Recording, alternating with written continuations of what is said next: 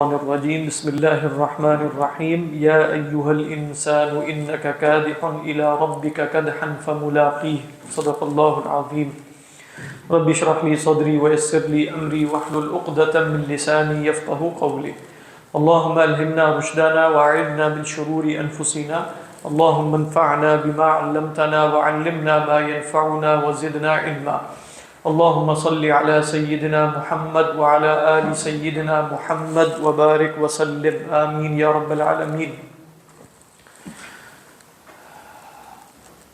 یا ایہا الانسان اے انسان انک کادح بے شک تم مشقت کر رہے ہو الی ربک سفر کرتے ہوئے اپنے رب کی طرف کدحا مفعول مطلق فملاقیہ تو پس ملاقات کرو گے اس سے.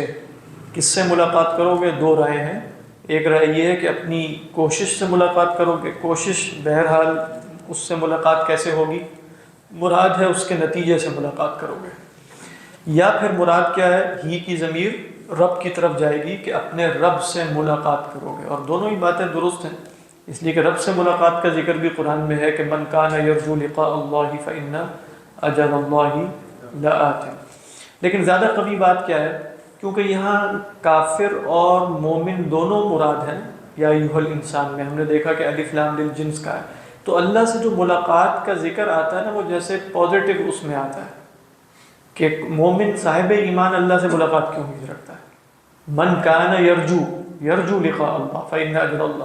تو زیادہ قوی بات یہاں یہ ہے کہ ملاقی میں مراد رب سے ملاقات نہیں ہے، بلکہ تمہاری تمام کوششوں کا نتیجہ تمہارے سامنے آ جائے گا، اس سے تمہاری ملاقات ہو جائے گی. ان سعیکم لشتی، جیسے وہاں فرمایا فاما من اعطى واتقى وصدق بالحسنى فسنيسره لليسرى. تو یہ ہے واللہ اعلم.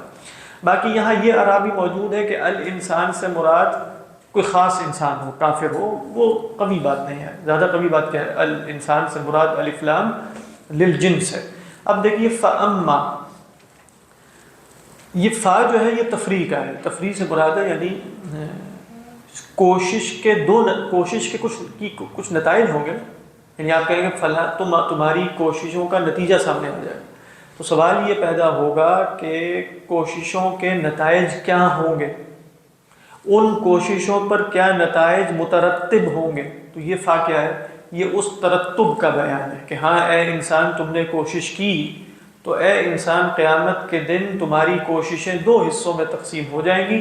فا پس اما من اوتیا کتابہ بیمینہ. اور اما کیا ہے؟ اما حرف تفصیل. حرف تفصیل کا مطلب یہ ہے کہ آپ یہاں یہ بھی ترجمہ کر سکتے ہیں کہ پس تفصیل اس تقسیم کی یہ ہے، تفصیل اس کوشش کی یہ ہے، تفصیل اس ملاقات کی یہ ہے، جو بھی مراد لے. ہم عموماً بامحاورہ ترجمہ یوں کر دیتے ہیں کہ پس جہاں تک تعلق ہے، وہ بھی حرف تفصیل ہی ہوتا ہے، جہاں تک تعلق. کسی نے تفصیل کر کے بھی ترجمہ کیا جائے یا جہاں تک تعلق ہی ہے. حضرت تھانوی کا اما کا کیا ترجمہ ہے؟ فاما. تو جس شخص کا نام ہے بس ٹھیک ہے. تو جو ہے نا یہ حرف تفصیل ہے ہماری اردو. یعنی آپ دیکھیں کہ آپ کہیں تو کا مطلب کیا ہے؟ تفصیل اس کی ہے. تو فاما من اوتیا، تو پس جہاں تک تعلق ہے اس شخص کا، اس شخص کا اوتیا کتابہ، جسے کتاب دی گئی. بلکہ زیادہ ایگزیکٹ لغوی ترجمہ کریں گے جو دیا گیا کتاب. جسے کتاب دی گئی میں تو ہم کتاب کو نائب فاعل بنا رہے ہیں، حالانکہ یہاں کتاب کیا ہے؟ مفعول بھی ہے. اور نائب فاعل کون ہے؟ ہوا کی ضمیر. تو اوتیا جو دیا گیا، کیا دیا گیا؟ کتابہ اپنی کتاب، بیمینہ اپنے یمین میں، اپنے دائیں ہاتھ میں. فسوف یحاسب حسابا یسیرا. تو یہ چونکہ جواب شرط ہے من اوتیا کتابہ بیمینہ کا، یعنی اگرچہ وہ شرط نہیں ہے لیکن اپنے اندر شرط کا معنی رکھتا ہے کہ بھئی جس کو دیا گیا، اچھا پھر کیا ہوگا؟ فسوف یحاسب حسابا یسیرا، تو ان قریب اس سے حساب لیا جائے گا، حساب یسیر. یہاں آپ جانتے ہیں کہ وہ صحیح روایت ہے کہ اللہ کے رسول صلی اللہ علیہ وسلم نے فرمایا من نوقش الحساب عذب، کہ جس سے حساب میں مناقشہ کیا گیا اسے عذاب دے دیا جائے گا. تو سیدہ عائشہ فرماتی ہیں کہ یا رسول اللہ الم یقل اللہ او کما قالت، کیا اللہ نے یہ نہیں فرمایا وَأَمَّا مَنْ أُوتِيَ كِتَابَهُ بِيَمِينِهِ فَسَوْفَ يُحَاسَبُ حِسَابًا يَسِيرًا. تو گویا حضرت عائشہ کا اعتراض یا سوال یا اشکال یہ تھا کہ آپ نے کہا ہے کہ جس سے حساب لیا جائے گا اس کو عذاب دیا جائے گا، تو یہاں تو حساب لیا بھی جا رہا اور عذاب نہیں دیا جا رہا، تو گویا آپ کا یہ قول اپنے عموم پر نہ ہوا، یا بٹوین دی لائنز بات یہ ہے کہ آپ کا قول یخالف قول اللہ سبحانہ و تعالی، یہ مراد ہے۔ تو اللہ کے رسول صلی اللہ علیہ وسلم نے فرمایا یا عائشہ انما ہوا العرض، اے عائشہ وہ تو محض پیش کیا جانا ہے، من نوقش الحساب عذب، جس سے حساب لے لیا گیا اس کو عذاب دیا جائے گا۔ اور دیکھیے اللہ کے رسول صلی اللہ علیہ وسلم کا قول بالکل جیسے واضح سا تھا، حضرت عائشہ نے صرف تفصیل کے لیے یہ سوال کیا۔ میرا تو یہی ذاتی خیال بنتا ہے کہ ان کو اوپر یہ قول اشکال نہیں ہوا ہوگا انہیں، بلکہ وہ چاہ رہی ہیں کہ بات واضح کروانے کے لیے، اور تاکہ بالکل کھل کے بات سامنے آ جائے انہوں نے یہ سوال کیا۔ وگرنہ اگر حدیث کے الفاظ میں غور کر کیا جائے تو اللہ کے رسول صلی اللہ علیہ وسلم نے یہ نہیں فرمایا تھا من حوسب عذب، یہ نہیں فرمایا جس سے حساب لیا گیا۔ پھر یہ بنتا ہے کہ فسوف یحاسب میں ہوا من المحاسبین، آپ نے فرمایا تھا من نوقش الحساب عذب، تو مناقشہ کہتے ہی ہیں جس میں جو سوال کیا جائے اور جواب دینے والے کے سوال کے جواب میں پھر اس سے سوال کیا جائے اور اس کے جواب کو رد کیا جائے، یہ مناقشہ ہوتا ہے، اس کو مناقشہ کہتے ہیں۔ تو آپ نے تو مناقشہ کا کہا ہے، تو مناقشہ حساب اسیر ہے، ٹھیک ہے، اور مناقشہ حساب کی ایک نوع ہوئی نا، تو کیا عام کیا ہوا، حساب عام ہے، مناقشہ اس حساب کی ایک خاص قسم ہے، بات واضح۔ تو لہذا اگر اس حساب کے ایک خاص فرد پر عذاب کا حکم آئے تو کل حساب پر عذاب کا حکم نہیں آئے گا۔ تو جب اللہ تعالیٰ یعنی اللہ کے رسول فرما رہے ہیں من نوقش الحساب، تو یہاں چونکہ عام حساب کی بات ہو رہی ہے، مناقشے کی بات ہی نہیں ہو رہی، تو لہذا کسی قسم کا کوئی تعارض نہیں تھا، کسی قسم کا کوئی تعارض نہیں تھا، لیکن حضرت عائشہ رضی اللہ تعالیٰ عنہ نے ایسا سمجھا۔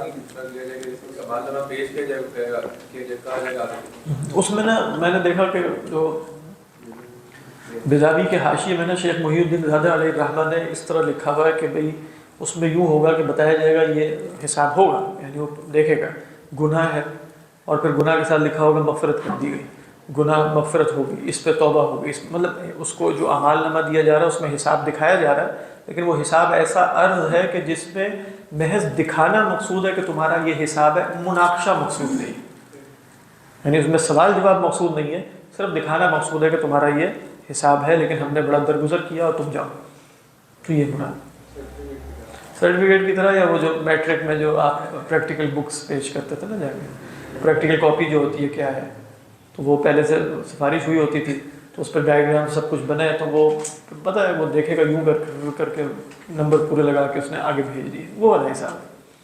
اور اگر وہ پکڑ لے وہاں، یعنی بالفرض وہ کہے کہ اچھا یہ تو بالکل تصویر ہی ٹھیک نہیں ہے جو بنائی ہے، یہ بھی ٹھیک نہیں، یہ بھی ٹھیک نہیں، تو پھر تو مسئلہ پڑ جائے گا، یہ مناقشہ ہے، مناقشہ ہے۔ اس لیے آپ دیکھیں جو پی ایچ ڈی یا یہ جو تھیسس وغیرہ کے ہوتے ہیں، کیا ہوتے ہیں، ڈیفینس جس کو کہتے ہیں، اس کو بھی عربی میں کیا کہتے ہیں، مناقشہ، یعنی اس کے لیے بھی یہی لفظ ہے۔ مناقشہ کا مطلب یہی ہے کہ وہ سوال کرے گا، آپ نے جواب دینا ہے، پھر وہ اعتراض کرے گا، وہ کہے گا ریفرنس آپ نے ٹھیک نہیں دیا، یہاں ٹیکنیکل مسٹیکس ہیں، یا یہ مسٹیک ہے، بتائے گا۔ دوسرا کیا، عرض، آپ سب نے فرمایا انما هو العرض یا عائشہ من نوقش الحساب عذب، اے عائشہ یہ تو محض عرض ہے، تو یہ حساب یسیر ہے۔ بعض علماء نے کہا کہ سوال یہ پیدا ہوا، کچھ لوگ ہیں جن سے حساب کتاب ہی نہیں لیا جائے گا، بات واضح، تو کیا حساب یسیر جو ہے وہ اور ہے، اور جن سے حساب کتاب بالکلیہ نہیں لیا جائے گا وہ اور، کیونکہ حدیث میں ہے 70,000 من امتی یدخلون الجنت بغیر حساب، 70,000 بغیر حساب کے داخل ہوں گے۔ بعض روایات میں ان 70,000 کے ساتھ بھی ہر ایک کے ساتھ مزید لوگ ہوں گے۔ پھر فرمایا نا الذین لا یسترقون ولا یتطیرون ولا یکتمون وعلی ربہم یتوکلون۔ تو اب یہ لوگ کیا حساب یسیر والے علماء اکثر علماء نے کہا نہیں وہ اور، یہاں تو حساب یسیر ہو رہا ہے، اچھا اعمال نامہ کھول کے اچھا ٹھیک ہے جاؤ، وہ ہے جن کے لیے یہ مرحلہ حساب کا ہے ہی نہیں، بات واضح، یعنی کچھ لوگ ہیں جن کے لیے حساب کا مرحلہ ہی نہیں، یدخلون الجنت بغیر حساب، لا حساب یسیر ولا حساب عسیر، یدخلون الجنت مباشرۃ. کچھ کون ہیں کہ نہیں حساب تو ہوگا. اچھا حساب یسیر ہی میں علماء نے کہا کہ اس کی بھی دو قسمیں. حساب یسیر میں ایک حساب وہ ہے جس میں کسی نہ کسی درجے کا مناقشہ ہے لیکن عذاب نہیں ہے. یعنی من نوقش الحساب عذب، وہ حساب یسیر کی قسم میں سے ہے جس میں مناقشہ جو ہے وہ زوردار ہے. اب مثلا جو روایات میں آتا ہے کہ عبد الرحمن ابن عوف جنت میں لیٹ پہنچیں گے، عمراء جو ہے وہ لیٹ پہنچیں گے. آپ نے فرمایا الاغنیاء يدخلون الفقراء يدخلون الجنت قبل الاغنیاء ب50 سنہ او کما قال النبی صلی اللہ علیہ وسلم. 50 سال پہلے یا اتنے سال پہلے داخل ہوں گے. وہ کیوں لیٹ داخل ہو رہے ہیں؟ اس میں روایات میں آتا ہے کہ وہ حساب کتاب سے فارغ لیٹ ہوں گے. تو وہاں حساب کتاب ہو رہا ہے لیکن عذاب نہیں ہو رہا. لیکن وہ حساب کتاب کیوں ہے؟ کیونکہ پیسہ بہت کمایا، یعنی کیونکہ پیسہ بہت زیادہ کمایا تو اب اس کا حساب دینا پڑے گا کہ یہ حلال. اب ہو سکتا ہے سارا حساب بالکل حلال ہی کا نکلے لیکن دینا پڑے گا نا، اس میں لیٹ ہو جائیں گے وہ لوگ. تو اغنیاء کا بھی ایک حساب ہو رہا ہے. حضرت عبد الرحمن ابن عوف جہنم میں نہیں جائیں گے نعوذ باللہ، لیکن ان کا حساب کتاب ہوا ہے. بعض روایات میں آپ نے کہا کہ میں نے دیکھا کہ عبد الرحمن ابن عوف جو ہے وہ جنت کی طرف گھسٹتے ہوئے جا رہے ہیں، آہستہ آہستہ جا رہے ہیں. تو بوجھ زیادہ ہے، بوجھ زیادہ ہے. تو حلالها حساب و حرامها عقاب. یہ جو مشہور علماء کا قول ہے نا کہ مال کا حلال ہے تو حساب ہے، حلالها حساب و حرامها عقاب. تو وہ بھی آپ دیکھ رہے ہیں کہ حساب یسیر ہی کی ایک کیٹیگری ہے لیکن اس میں اس کی نسبت زیادہ سختی ہے. ایک ہے حساب عسیر جس میں پہلے سے طے ہو گیا ہے کہ اس بندے کو نہیں چھوڑنا والعیاذ باللہ، اس کو تو عذاب دینا ہی دینا ہے. وہ ہے حساب عسیر. اس کے سوا جتنے ہیں وہ حساب یسیر ہیں. یسیر میں بھی کچھ درجات ہو سکتے ہیں، عرض میں بھی کچھ درجات ہو سکتے ہیں. اور ایک درجہ کیا ہے جس میں حساب کتاب چھٹی ہے ہی نہیں انشاءاللہ. یہ ہے مراد. اللہ جی فرمائیے. سر وہ 70,000 جو ہے جھاڑ پھونک، اس میں جھاڑ پھونک سے کیا مراد ہے؟ استرقاء کا مطلب ہے کہ کسی سے رقیہ کروانا. استرقاء کا لغوی مطلب یہ نہیں کہ لا یرقون نہیں کہا، جھاڑ پھونک کرواتے نہیں، کرتے تو ہیں وہ. جھاڑ پھونک، جھاڑ پتہ نہیں کیا چیز ہے، پھونک ہے مراد. تو رقا یرقی کہتے ہیں رقیہ کرنا، اپنے اوپر دم کرنا کوئی الفاظ پڑھ کے. استرقاء کا مطلب ہے کہ آپ فلاں کے پاس جائیں کہ بھئی تم مجھے دم کر دو، فلاں کے پاس جائیں تم مجھے دم کر دو. تو اس میں ایک نوع کا جیسے طلب ہے نا کسی اور سے، یہ جائز ہے بالکل. لیکن آپ سے ہم فرما رہے ہیں کہ 70,000 ہی ہوں گے نا، چند نہیں ہوں گے. وہ توکل کے ایک ایسے لیول پر ہیں. بعض علماء نے اس میں یہ بھی شامل کیا کہ استرقاء میں تداوی بھی نہیں ہے، دوا بھی نہیں کرتے وہ. یعنی ان دی اینڈ آپ کسی حکیم کے پاس جاتے ہیں، حکیم سے مراد طبیب کے پاس، اس سے کہتے ہیں مجھے یہ بھی استرقاء کی ایک صورت ہے. آپ اسے کہتے ہیں کہ مجھے دوائی چاہیے، وہ کہتے ہیں نہیں، پھر آپ کہتے ہیں نہیں، پھر اس کے پاس جاتے ہیں، پھر اس کے پاس جاتے ہیں، پھر اس کے پاس جاتے ہیں. بہرحال یہ جائز ہے، جائز تو ہے. لیکن کچھ لوگ ایسے ہو سکتے ہیں متوکلین کے جو اس میں بھی توکل ہی کرتے ہیں. وہ ایک خاتون آئی نا آپ صلی اللہ علیہ وسلم کے پاس کہ بھئی مجھ پر ایک وہ دورہ آتا ہے مرگی کا، سرا کا. تو کیا فرمایا کہ آپ میرے لیے دعا کیجیے. تو آپ صلی اللہ علیہ وسلم نے فرمایا دیکھو اگر تم صبر کرو اور احتساب کرو تو اللہ کے یہاں زیادہ ہو جاؤ. یعنی آپ نے فرمایا کہ گویا اگر تم میرے سے دعا نہ کرو اور اس پر صبر کرو، تو اس میں انہوں نے کہا کہ ستر پوشی کے مسائل ہوتے ہیں تو آپ دعا فرمائیے. آپ نے اس مقصد کے لیے دعا کر دی. تو اب وہ آپ اس کو کیا کہہ رہے ہیں؟ فلتصبری ولتحتسبی. تو یہاں سے علماء نے جیسے استنباط کیا نا کہ علماء نے کہا کہ دوائی کروانا واجب نہیں ہے، دوا اختیار کرنا واجب نہیں ہے. احناف کے ہاں محض مباح ہے، یعنی دوا اختیار کرنا بس جائز ہے. کوئی نہیں کرتا آپ اس کو بلیم نہیں کر سکتے. کچھ علماء کے ہاں مستحب بھی، فرض اور واجب نہیں ہے. پانی پینا فرض اور واجب ہے، دوائی اختیار کرنا فرض اور واجب نہیں. ہاں وہ تو ظاہری بات ہے اگر آپ کے اختیار کے بغیر یا آپ کی رضامندی نہیں ہے تو ٹھیک ہے. لیکن میں بتا ہی رہا ہوں کہ استرقاء سے مراد ہے کسی اور، اس میں نا کسی درجے میں جیسے کسی اور پر توکل اور اعتماد ہوتا ہے، شرکیہ والا نہیں، کسی درجے میں ہوتا ہے. تو یکتبون بھی تو دوائی کی ایک قسم ہے. دغوانا جو ہے، دغوانا جسم کوئی بھی تو دوائی کی ایک قسم ہے. تو وہاں کیا ہے؟ ولا یکتبون، اکتبا بھی نہیں کرتے. ولا یتطیرون، بدشگونی بھی نہیں کہتے، اس سے یہ ہو گیا اس سے یہ ہو گیا. اور اصل میں ان سب کی مشترکہ صفت کیا تھی؟ وعلی ربہم یتوکلون. تو اصل میں مراد یہ ہے کہ وہ توکل کا ایک خاص درجہ ہے کہ جہاں حساب کتاب نہیں ہوگا. توکل کا ایک خاص درجہ ہے جہاں حساب، باقی آپ اس کی صورتیں کیا جائز ہوں گی کیا نہیں ہوں گی تو اللہ ہی طے کرے گا.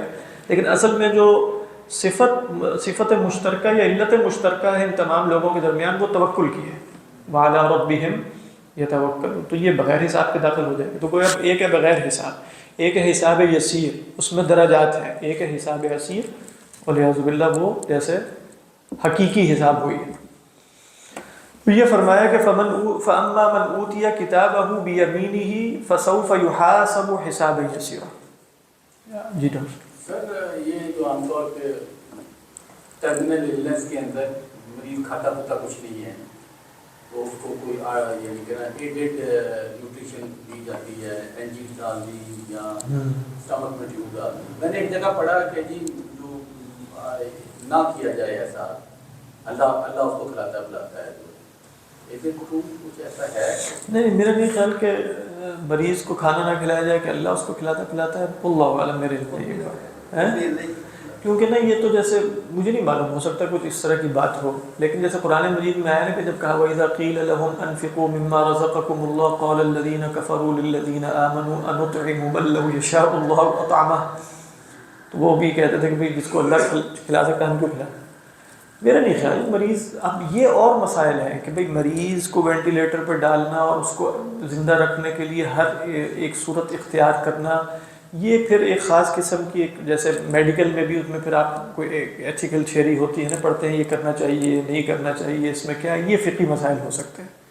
ہو سکتا ہے کوئی مریض یہ کہے کہ اگر میں مرنے کے قریب ہو رہا ہوں تو مجھے وینٹیلیٹر پر ڈالنے کی ضرورت نہیں ہے، پہلے سے وصیت کر کے چلا جائے تو ٹھیک، لیکن یہ کہ وہ مریض ہے اس کو کھانا کھلانے کی کوئی صورت موجود ہے اور نہ کھلایا جائے تو فوت ہو جائے گا، یہی ہوگا، اللہ اعلم، اللہ بہتر جانتا ہے، اس میں پوچھ لیجیے گا۔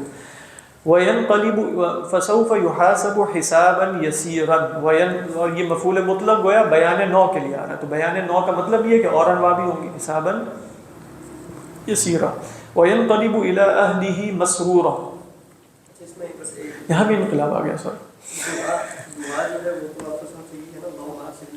ہاں حاسب نہیں چلے، ہاں مطلب آپ یوں بھی کہہ سکتے ہیں کہ اگر حساب یسیر ایک بڑا عنوان بنا لیں اسی کے تحت بغیر حساب بھی داخل ہو جائے، کیونکہ یہ تو اصطلاحات کا مسئلہ ہوتا ہے، ورنہ آپ کہہ سکتے ہیں ایک حساب یسیر ہے ایک غیر حساب یسیر ہے۔ حساب یسیر میں کیا ہے، کچھ لوگ بالکل ہی کوئی حساب نہیں، کچھ کا عرض ہے، کچھ کا کچھ عرض سے زیادہ، تین کیٹیگری، یعنی اس کو قسم بنا لیں قسیم نہ بنائیں، دعا کرتے ہوئے اس کو قسم بنا لیں قسیم نہ بنائیں، ہاں وہی رکھا جائے۔ بظاہر ایسا لگتا ہے کہ جو دوا نہیں کرے گا خلاف سنت، ایسے بیان جیسے معلوم ہوتا ہے خلاف سنت، اصل میں یعنی ہم نے یہی طے کرنا ہے نا کہ وہ سنت کس درجے کی ہے، مطلب آپ کہیں گے نا جیسے حدیث میں تداووا یا عباد اللہ، تو اب وہ ہم نے دیکھنا ہے کہ یہ فعل امر آ رہا ہے، تو فعل امر آ رہا ہے اللہ کے رسول صلی اللہ علیہ وسلم کا قول ہے، اس کا مرتبہ طے فقہا کریں گے نا کہ یہ فرض کے درجے میں ہے، یہ واجب کے درجے میں ہے، یہ مستحب کے درجے میں ہے، یہ مباح کے درجے میں، ایسے ہی ہوگا نا، تو اس میں اختلاف ہو سکتا ہے کہ نہیں ہو سکتا، ہو سکتا ہے، تو اب جو مرتبہ اس کا طے کیا جائے گا نا وہی سنت ہو جائے گی، یعنی آپ کہیں گے دوائی کروانا سنت ہے مباح کے درجے میں، دوسرا فقیہ کہے گا دوائی کروانا سنت ہے استحباب کے درجے میں، یعنی ان دی اینڈ اس سنت کا مرتبہ طے کیا جائے گا کس اعتبار سے، تمام دلائل کو پیش نظر رکھ کر اصول استنباط کے تحت، اور یہ کام فقہائی کریں گے، تو فقہا بتائیں گے کہ سنت کا مرتبہ، دیکھیں نماز پڑھنا بھی اللہ کے رسول صلی اللہ علیہ وسلم کی سنت ہے کہ نہیں، 5 وقت کی نماز پڑھنا، لیکن وہ سنت ہے کہ فرض ہے، تو وہ فقہا سے پوچھا جائے گا نا کہ بھائی وہ سنت ہے تو ہم نہ پڑھا کریں بے شک، جو ہمارے ہاں سنت کا مفہوم ہے وہ نہ کیا جائے، تو وہ کہیں گے نہیں تو فرض ہے، اچھا ہم کہیں گے سنت ہے اور فرض بھی ہے، بالکل آپ کہیں گے سنت ہے مکروہ بھی ہو سکتا ہے، وہ کہیں گے یہ بھی ہو سکتا ہے، آپ صلی اللہ علیہ وسلم نے کھڑے ہو کر پانی پیا بالفرض، فقہا کہیں گے مکروہ، کیوں مکروہ ہے، آپ فرمائیں گے آپ کے لیے مکروہ نہیں تھا، آپ نے لبیان الجواز کیا، یعنی آپ صلی اللہ علیہ وسلم کیوں کر رہے ہیں، آپ کے لیے وہ کام کو یا مستحب تھا یا فرض تھا، کیونکہ آپ نے تبلیغ کرنی ہے اور آپ نے بتانا ہے کہ یہ کام جائز ہے، تو کھڑے ہو کے کبھی پانی پی کے دکھا دیا، لیکن فقہا جب اس کا مرتبہ بیان کریں گے تو وہ یہ کہیں گے کہ یہ کام سنت ہے کھڑے ہو کر پانی پینا ہے، یا کہیں گے کہ نہیں یہ فعل جو 1-2 دفعہ ہوا یہ ہمارے لیے سنت نہیں، بات سمجھ میں آ رہی ہے نا، تو رسول اللہ صلی اللہ علیہ وسلم کا قول ہو یا فعل ہو وہ کس مرتبے میں فال کرے گا، یہ بات تو پھر فقہا طے کریں گے اصول استنباط اور اصول فقہ کی روشنی میں۔ اصل میں وہ 70,000 والی حدیث کے تناظر میں وہ بات رکے ہوئے سمجھ آ گئی تھی آسانی سے, یہ نہیں سمجھ آ رہی کون سی والی؟ کہ بھائی دوائی اکتبا کیا ہے؟ اکتبا ولا یکتبون وہ نوع من الدواء. آپ کہیں دغوانا, اب کسی کا خون نکلتا چلا جاتا ہے تو اس کو روکنے کا کیا طریقہ ہے؟ دغوایا جائے. تو وہ فرمایا ولا یکتب, دغواتے نہیں. اب آپ کہیں گے کہ اچھا یہاں ایک جگہ کہا تداب ہو تو الاکتباء نوع من الدواء, اور یہاں اللہ کے رسول صلی اللہ علیہ وسلم فرما رہے ہیں کسی بلند لوگوں کا درجہ کہ لا یکتبون, تو پھر کیا کیا جائے گا؟ تو اسی لیے وہ صوفیہ اور جیسے امام شاطبی علیہ الرحمہ نے الموافقہ میں بتایا کہ تو درجات ہیں لوگوں کے. درجات کا مطلب کیا ہے کہ کچھ لوگ اس درجے پر ہوں گے, لیکن آپ صلی اللہ علیہ وسلم سب کو اس درجے پہ نہیں رکھ رہے. آپ کو پتہ ہے تو آپ نے کچھ لوگوں کو کہا تداو ہو, تم لوگوں نے دوائی کرنی ہے. کچھ لوگوں کے لیے کہا ہے آپ نے مجذوم کے ساتھ کھانا خود بیٹھ کے کھایا, ایک روایت کے مطابق جو مجذوم شخص تھا. دوسری روایت میں فرمایا فر من المجذوم کفرارک من الاسد. کہیں آپ فرما رہے ہیں کہ لا عدوى ولا طیرہ, کوئی بیماری تو متعدی ہوتی ہی نہیں ہے. پھر آپ نے کچھ جگہوں پر اب اس پہ کیسے جوڑنا ہے ان سب کو بات ہے, تو یہ کام فقہا کریں گے اور مختلف طریقوں پر جوڑا گیا ہے. تو جیسے اکثر علماء نے ان روایات کو یوں جوڑا کہ لا عدوى اور فر من المجذوم کفرارک من الاسد, وہ کس طرح جوڑا ابتدائی لوگوں نے کہ اصل میں رسول اللہ صلی اللہ علیہ وسلم وہ جو ہم کہتے ہیں نا, نہیں, وہ کہہ رہے ہیں کہ یہ حکم ہے ان لوگوں کے لیے جو ضعیف الایمان ہے, ان کو کہا جا رہا ہے فر من المجذوم. ابن حجر علیہ الرحمہ اور نزہۃ النظر وغیرہ میں ہم جو پڑھتے ہیں وہ یہ ہے کہ ایک میں عقیدہ ہے اور ایک میں تدبیر کا بیان ہے. ابتداء میں آپ جیسے امام طحاوی کو دیکھیں یا امام ابن جریر الطبری کو, یہ تعبیر نہیں کرتے یہ لوگ. وہ یہ کرتے ہیں کہ کہا اس لیے جا رہا ہے کہ ضعیف العقیدہ یہ سمجھے گا قریب بیٹھ کر کے مجھے بیماری لگ گئی, تو وہ یہ سمجھے گا کہ بیماری لگی ہے اس وجہ سے اس کے عقیدے کو محفوظ کرنے کے لیے کہا تم بھاگ جائے کرو. سمجھ میں آ رہی ہے کہ نہیں؟ مختلف انداز ہو سکتے ہیں نا دیکھنے کے.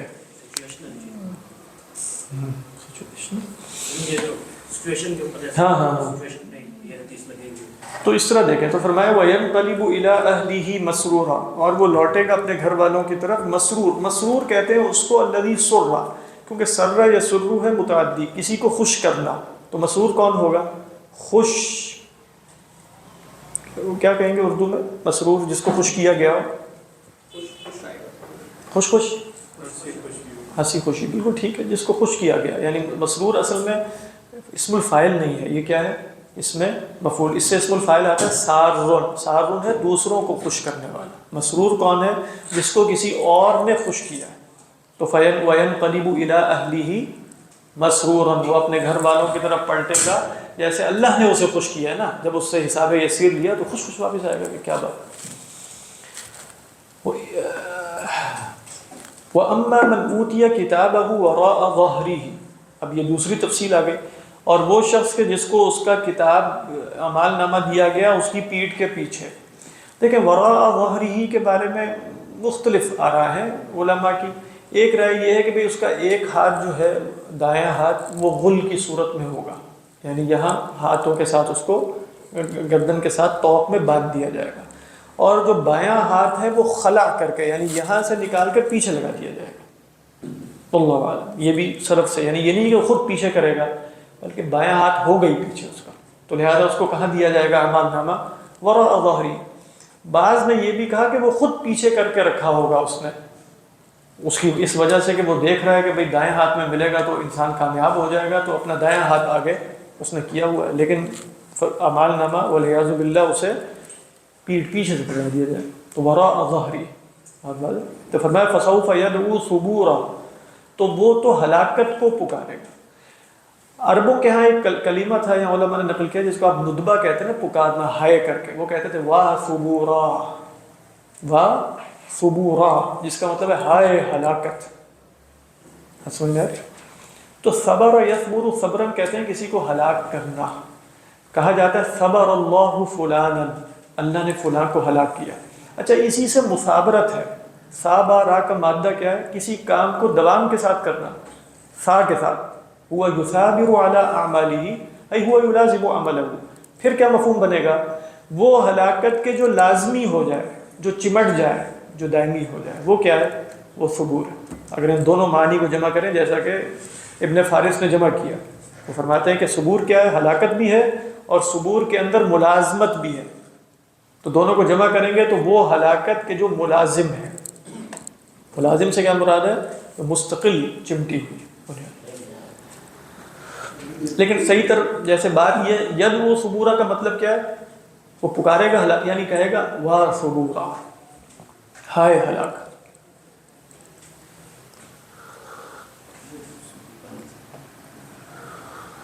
وَيَنْقَلِبُ فَسَوْفَ يَدْعُو ثُبُورًا وَيَصْلَى سَعِيرًا.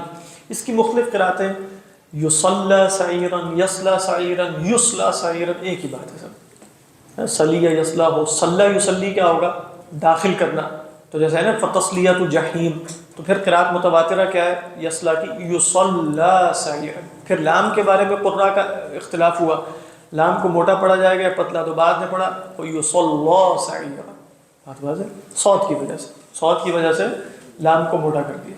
وہ قرات کا اختلاف. انہ کان فی اہلہ مسرورا، وہ اپنے گھر والوں میں بہت خوش و خرم تھا. تو علماء نے کہا کہ یہاں مراد دنیا ہے. کان فی اہلہ مسرورا، کیوں مسرورا تھا وہ؟ حالانکہ ہمیں تو کہا گیا معیشتا ضنکا، ومن اعرض عن ذکری فإن له معیشتا ضنکا، تو یہ تو مسرور تھا. اللہ تعالیٰ نے اس کی علت بیان کی، اس کے سرور کی ایک جہت تھی. یعنی کوئی بھی شخص ایسا تو نہیں ہوتا کہ محض غم میں ہو، اسے کوئی خوشی نہ ہو، چاہے وہ کافر ہے یا جو بھی ہے. اسے خوشی کیا تھی کہ جو بھی کروں گا حساب کتاب نہیں ہوگا. بہرحال اگر یہ کسی کو معلوم ہو جائے تو ایک نوع کی خوشی تو ہے، میں جو مرضی زندگی میں کروں، کوئی حساب کتاب پوچھنے والا کوئی نہیں. لہذا آپ دیکھیں اگلا جو جملہ ہے نا انہ کان فی اہلہ مسرورا، اسی کی وضاحت ہے انہ ظن ان لن یحور. اصل میں اس کا خیال یہ نہیں تھا کہ پلٹنا ہے. تو جب اس کا خیال یہ نہیں ہے کہ پلٹنا ہے تو بہرحال جیسے چاہو جیو اور جیسے چاہو زندگی گزارو اور جو جی میں آئے کرو. یہ بہرحال ان کا مبدا تو ہوگا نا، ان کا پرنسپل تو ہے. یہ ایک نوع کی خوشی تو ہے. خود ہی سوچیے کہ جو جی میں آئے کرو، جیسے چاہو زندگی گزارو، چاہے وہ 1 سال کی خوشی ہو یا 2 سال کی ہو، وقتی طور پہ خوشی تو ہے. انہ کان فی اہلہ مسرورا، لماذا کان فی اہلہ مسرورا؟ انہ ظن ان لن یحور. واللہ اعلم. اسی لیے آپ دیکھیں اہل ایمان کو اچھا اہل ایمان دنیا میں خوش و خرم ہوں گے نا، حیاتاً طیبہ، لیکن ان کے متعلق کہا گیا کہ انا کنا قبل فی اہلنا مشفقین فمن اللہ علینا. تو وہ کس اعتبار سے گھبرائے ہوئے تھے؟ آخرت کے اعتبار سے کہ آخرت میں جانا ہے. اور یہ کس اعتبار سے خوش و خرم تھے کہ آخرت میں نہیں جانا، کوئی حساب کتاب ہی نہیں. تو انا کنا قبل فی اہلنا مشفقین فمن اللہ علینا ووقانا عذاب السموم. یہاں کیا انہ کان فی اہلہ مسرورا. اس لیے وہ جو روایات میں ملتے ہیں کہ جو آج خوف میں ہے وہ اس دن امن میں ہوگا، جو آج امن میں ہے وہ اس دن خوف میں ہوگا. جیسے یہاں فرمایا وَيَنْقَلِبُ إِلَىٰ أَهْلِهِ مَسْرُورًا. لماذا؟ لِأَنَّهُ كَانَ خَائِفًا وَمُشْفِقًا فِي أَهْلِهِ فِي الدُّنْيَا فَصَارَ آمِنًا فِي الْآخِرَةِ. آخرت میں وہ آمن ہوگا. بات واضح. إِنَّهُ كَانَ فِي أَهْلِهِ مَسْرُورًا إِنَّهُ ظَنَّ أَن لَّن يَحُورَ. اکثر علماء نے کہا کہ ظن یقین کے معنی میں ہے اور گمان بھی ہو سکتا ہے. دونوں صورتوں میں کوئی فرق نہیں پڑتا کیونکہ دونوں صورتوں میں یہ کفر ہی ہوگا، چاہے نہ جی اٹھنے کا یقین ہو یا نہ جی اٹھنے کا گمان غالب ہو، ہر صورت میں ہے تو کفر. اور ظن کے بعد جو ان ہے نا، ان یہاں اصل میں یہ انا ہے اور ضمیر شان کیا ہے؟ محذوف ہے. یعنی وہ ظن انہ، اور اس کا گمان یہ تھا کہ معاملہ یہ ہے لن یحور، لوٹنا نہیں ہے. حار یحور حورن. دیکھیں ایک ہوتا ہے یہاں یہ بھی کہا جا سکتا ہے انہ ظن ان لن یرجع، لیکن حار یحور حورن میں علماء نے کہا 2 مفہوم ہوتے ہیں. ایک ہے رجوع کا اور ایک ہے ایسی حالت میں لوٹنا جو پہلی حالت کے برعکس ہو. یہ حور ہے. بات سمجھ میں آ رہی ہے کہ نہیں؟ جیسے حدیث میں آتا ہے یا کہ اللہم انی اعوذ بک من الحور بعد الکور. اب حور سے مراد ہے بری حالت میں پلٹنا. یعنی یہ شخص دنیا میں خوش و خرم ہے نا، تو کہہ رہے ہیں اگر بالفرض آخرت ہوئی تو وہاں بھی خوش و خرم ہوگا. یعنی اس کا خیال یہ نہیں تھا کہ آخرت میں یہ امکان بھی ہے کہ میرا معاملہ الٹ جائے، کیونکہ اس نے کیا کہا تھا کہ بھئی کہ افرأیت الذی کفر بآیاتنا وقال لأوتین مالا وولدا ولئن رجعت الی ربی ان لی عنده للحسنى ولئن رددت الی ربی لاجدن خیرا منها منقلبا. تو اس کے ذہن میں خیال تو آتا تھا لوٹنے کا، لیکن اس کے ذہن میں یہ خیال کبھی نہیں آتا تھا کہ لوٹنے کی صورت میں حور بھی ہو سکتا ہے. بات واضح؟ حور کیا ہے؟ ان یرجع الی خلاف ما کان علیہ، خلاف اس کے جس پر وہ تھا. تو یہ فرق ہے دونوں معانی میں. انہو ظن، یعنی جیسے ہم اردو میں کہیں گے نا، اس کا نہیں خیال تھا کبھی کہ کایا پلٹے گی. یہ کایا پلٹ جانا کیا ہے؟ بالکل معاملے کا بدل جانا، یہ نہیں خیال تھا اس کا. بالفرض قیامت آئی تو میں معزز مکرم ہوں گا. بلا کیوں نہیں؟ دیکھیں بلا جو ہے وہ استفہام انکاری کے جواب میں آتا ہے. تو اصل میں استفہام میں مطلب جب آپ کہتے ہیں الیس اللہ بقادر، الیس اللہ بقادر، تو آپ کہتے ہیں بلا. تو بلا میں اصل میں کیا ہوتا ہے؟ جو جملہ پیچھے ہے جس میں نفی، اس نفی کی نفی ہوتی ہے. تو نفی کا نفی ایجاب ہے نا. یعنی جب آپ کہیں گے الیس اللہ بقادر بلا، تو اس کا مطلب ہے آپ نے نفی کس جملے کی ہے؟ لیس اللہ بقادر کی. یعنی اس جملے میں جو نفی تھی اس کی نفی آپ نے بلا سے کی ہے. یعنی وقالوا لن يدخل الجنة الا من كان هودا او نصارى تلك امانيهم قل هاتوا برهانكم ان كنتم صادقين. بلا، تو نفی کون سی آئی تھی پیچھے جس کی نفی ہے بلا؟ لن يدخل الجنة الا من كان هودا او نصارى، تو یہ نفی تھی نا. تو اس کی نفی کیا ہوگی؟ بلا. الیس اللہ باحکم الحاکمین، بلا. تو کس کی نفی ہم نے کی؟ لیس اللہ باحکم الحاکمین کی نفی کر دی. بات ہے. اب یہاں جملہ کیا تھا جس کی نفی ہے، جس کا ایجاب ہو جائے گا؟ نفی جب نفی کی ہوگی ایجاب ہو جائے گا. تو وہ تھا انہ ظن ان لن یحور، بلا سیحور. بات واضح؟ بلا کیوں نہیں؟ تو بلا کے بارے میں یہ قاعدہ ذہن میں رکھیے کہ وہ نفی کی نفی ہے. کس کی نفی ہو؟ ضروری نہیں وہ استفہام. یعنی استفہام میں بھی کیا تھا؟ ایک نفی آ رہی ہے، اس کا جواب بلا میں آتا ہے. اب مثال کے طور پہ اگر نفی نہ ہو تو آپ جواب بلا میں دے سکتے ہیں؟ نہیں. اگر میں آپ سے پوچھوں هل عندك قلم، آپ کہیں بلا، نہیں، نعم. جواب کیا ہے؟ نعم، میرے ہاں ہے میرے پاس. تو اگر آپ کہیں علی، اگر میں آپ سے پوچھوں الیس عندك قلم، تو پھر آپ کہیں گے بلا. اگر آپ کہیں گے نعم تو اس کا کیا مطلب ہوگا؟ نہیں ہے. یعنی علماء یہ کہتے ہیں اگر آپ کہیں الیس اللہ بقادر علی ان، الیس ذلک بقادر علی ان یحیی الموتى، نعوذ باللہ کو اس کا جواب نعم میں دے دے تو کفر لازم آتا ہے. سیدھی سی بات ہے. کیونکہ کفر کا مطلب کیا ہوگا؟ اس نفی کا اس بات کیا ہے نا. جب نفی کیا تھی؟ لیس ذلک بقادر، لیس نام کہہ دیا تو کیا مطلب؟ نہیں قادر. لیکن جب آپ حل اللہ قادر تو آپ بلا نہیں کہیں گے، نعم اللہ قادر، اللہ قادر. تو اصل میں بلا کا قاعدہ کیا ہے؟ چاہے وہ نفی، وہ استفہام ہی کیوں نہ، بغیر استفہام کے کیوں نہ ہو. جیسے ابھی ہم نے پڑھا تھا لن يدخل، کوئی استفہام تو نہیں تھا نا. لن يدخل الجنة الا من كان هودا او نصارى. اسی طرح یہاں بھی کوئی استفہام نہیں ہے. انه ظن ان لن يحور، بلا اي قوله هذا ليس بصحيح. نحن ننفي ما نفاه، یعنی نحن ننفی، ہم نفی کرتے ہیں کس کی؟ ما نفا، جس کی اس نے نفی کی ہے. تو میتھمیٹکس میں بھی ہے مائنس، اب آپ کہیں نفی جو ہے وہ ایجاب ہو جائے. تو یہ قاعدہ بات یہاں نام نہیں کہہ سکتے. بلا ان ربہ کان بہ بصیر. یہاں علماء نے کہا وہ اس کو دیکھ رہا تھا. اچھا دیکھ رہا تھا تو کوئی عادت کے لیے نہیں دیکھ رہا تھا. دیکھنے سے مراد یہ ہے کہ بصیراً باعمالہ، تو وہ اس کے اعمال کی حفاظت کر رہا تھا. کرامن کاتبین، اس کے اعمال لکھے جا رہے تھے، یہ مراد. بلا ان ربہ کان بہ بصیرا فلا اقسم بالشفق. دیکھیں شفق کا جو لغوی معنی ہے نا، لغوی معنی، لغوی نہیں، وہ ہے رقہ، رقت، کسی شے کے رقہ، رقیق کے ہونے کو شفق کہتے ہیں. شفقہ کیا ہے؟ دل کی رقت، دل کی نرمی. ثوب شفیق، ٹھیک ہے، ثوب شفیق بھی کہا جاتا ہے پتلا کپڑا. پتلا کپڑا کیا ہے؟ ثوب شفیق. اچھا روشنی بھی کبھی گاڑی ہوتی ہے، کبھی ہلکی ہوتی ہے. تو شفق کے بارے میں علماء نے کہا کہ شفق ہے سورج کی روشنی جب بہت ہلکی رہ جائے، اس میں رقت پیدا ہو جائے. تو مغرب ہو چکی، مغرب کے بعد جو حمرہ ہے، حمرہ، یا وہ شفق ہے عند اکثر الفقہاء. یعنی کون اکثر الفقہاء؟ امام مالک، امام شافعی، امام احمد بن حنبل، امام ابو یوسف، امام محمد علیہ الرحمہ، ان سب کے ہاں کیا ہے شفق؟ الحمرۃ بعد غروب الشمس، الحمرۃ بعد غروب الشمس۔ امام ابو حنیفہ سے قول مروی ہے کہ البیاض بعد غروب الشمس، پہلے حمرہ ہے پھر اس کے بعد کیا آتا ہے؟ بیاض، تو وہ کیا ہے؟ وہ شفق نہیں سمجھ میں آ رہی، اسی لیے مغرب کا ٹائم کب تک رہے گا اس میں بھی اختلاف ہو جائے گا۔ اکثر صحیح مطلب اکثر فقہا کے ہاں مغرب کا ٹائم حمرہ ختم ہونے پہ ختم ہو جائے گا، اور عشاء کا ٹائم کب شروع ہوگا؟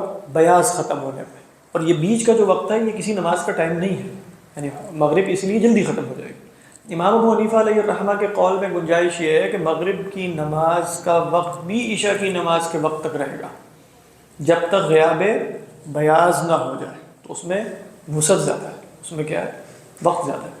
تو غیاب بیاض کا کیا مطلب ہے کہ جب تک عشاء کا ٹائم شروع نہیں ہوتا، جیسے آج کل عشاء کا ٹائم شروع ہوگا بالفرض 7:03 پہ، یہی ٹائم ہوگا نا، تو 7:03 تک اس قول کے مطابق مغرب کا ٹائم باقی ہے، کسی نے پڑھ لی تو اس کی اگرچہ کہتے ہیں مکروہ ہے حمرہ، اور کیونکہ اکثر فقہا کے یہاں نہیں ہے حمرہ اور بیاض کے درمیان، لیکن اس نے پڑھ لی وقت میں، حمرہ اس سے بھی آدھے گھنٹے پہلے ختم ہو چکا ہے، بات والا حمرہ جو ہے جو سرخی ہے ختم ہو گئی، مغرب کا ٹائم ختم ہو گیا۔ لیکن بیاض بھی 7 بجے تک کب ہوتا ہے؟ وہ افق پر نظر آئے گا، ہاں ایسے ہی اندھیرا تو ہو جائے گا، لیکن اگر آپ چھت پہ کھڑے ہو کے دیکھیں نا تو وہ جو ڈارک ایک نائٹ ہوتی ہے جس میں بالکل آپ کو ہلکی ہلکی سفیدی سی نظر آئے گی، اس کا مطلب ہے یہ سب ہے۔ وہ بعض علماء نے کہا کہ لغت کے زیادہ، اگرچہ اہل لغت شفق کو حمرہ ہی کہتے ہیں زیادہ تر، لیکن کہتے ہیں اگر آپ اس کے لغوی معنی پہ غور کریں نا تو لغوی معنی ہے اس کے رقت، تو رقت روشنی کی سب سے کم کب ہوگی؟ وہ بیاض میں قوی نہیں ہو رہی، وہ کم ہوتے ہوتے بیاض میں شفٹ ہو گئی ہے، حمرہ میں تو وہ قوی ہے، تو لہذا شفق کے اندر رقت کا مفہوم ہے، تو رقت بیاض میں زیادہ ہے بنسبت حمرہ کے، بات بات ہے، تو لہذا یہ بھی ایک توجیہ ہے امام ابو حنیفہ علیہ الرحمہ کے قول کی۔ واللہ عالم ہے کہ یہ اختلافی مسئلہ۔ یہاں بعض علماء نے شفق سے مراد شفق لیا ہی نہیں ہے، حضرت عبداللہ ابن عباس اور مجاہد سے مروی ہے شفق سے مراد نہار ہے، انہوں نے کہا کہ وہ نہار کیوں ہے؟ کہتے اس لیے کہ آگے رات کا ذکر آ رہا ہے، فلا اقسم بالشفق واللیل، تو گویا ہو گیا فلا اقسم بالنہار واللیل، جیسے واللیل اذا تجلی، کیا ہے واللیل اذا یغشی والنہار اذا تجلی، تو یہاں بھی کیا فلا اقسم بالشفق، والشفق هو النہار، اور واللیل وما وسق، واللیل ہوا اللیل۔